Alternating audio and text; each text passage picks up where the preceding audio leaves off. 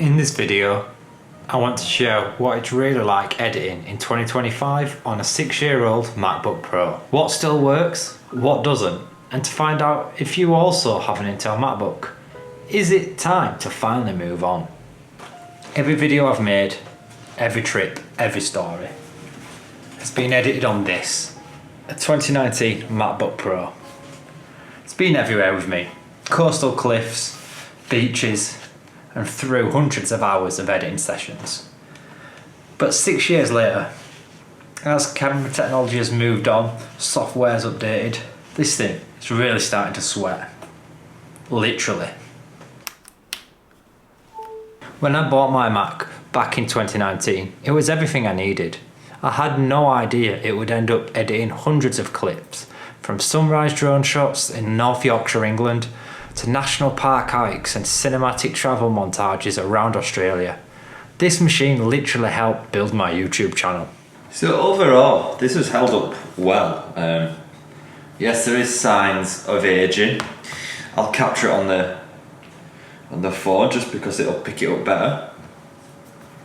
There is just the scuffs you would expect on the corners, scratches around the ports, and it does pick up a few fingerprints, but everything works well. Screen's good. I use the touch bar mainly for volume and brightness. All the keyboard is fine. Touchpad, no missing pixels. I did recently notice a crack down here which you can't even see with the iPhone, so that's how hard it is to see. But overall, everything works well. Something else as well, albeit minor, I do have the old charging block that is not MagSafe. It is USB-C, and I do have to have it on the converter because I brought it from England and never decided to buy a replacement. But it works just fine. When it comes to raw performance, it's showing its age. I've checked Geekbench and watched various YouTube channels, and the results were, as expected. Single core speed and multi-core scores fall way behind the Apple M series of chips. I have never been into understanding chip specs and numbers, but with this MacBook, even just planning videos or scrolling through Safari browser tabs, the fans spin up like it's exporting a movie. So right now, it is 9:27, and you can't really see the Mac clearly, but we're on 100%, and I just was going to spend 30 minutes just doing some research, really. I am actually looking at the new M5 MacBook Pro, so I do have ChatGPT open and a couple of YouTube tabs, and that is it. No editing software, nothing else. And I'm going to stay on it now till about 10 AM, and we'll just check on the battery, and if the fans do ramp up, I'll let you know. I expect them to. I am outside, the sun isn't out, it's not too hot, it's only, I've not got my watch on, it's around 20 degrees I think at this time today, so yeah, let's see what the battery goes like. And if we do get hot, the fans may come on, but more importantly, does it get hot on my legs? I'll let you know. So hopefully you can see this. It's 10 AM and we're now 88%. We have dropped 12% and I've only got a couple of tabs open.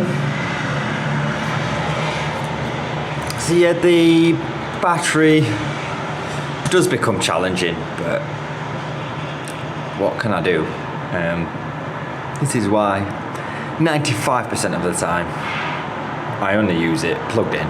The real problem started when I upgraded to the DJI Mini 3 Pro, which I did crash. Now I've got the Mini 4 Pro.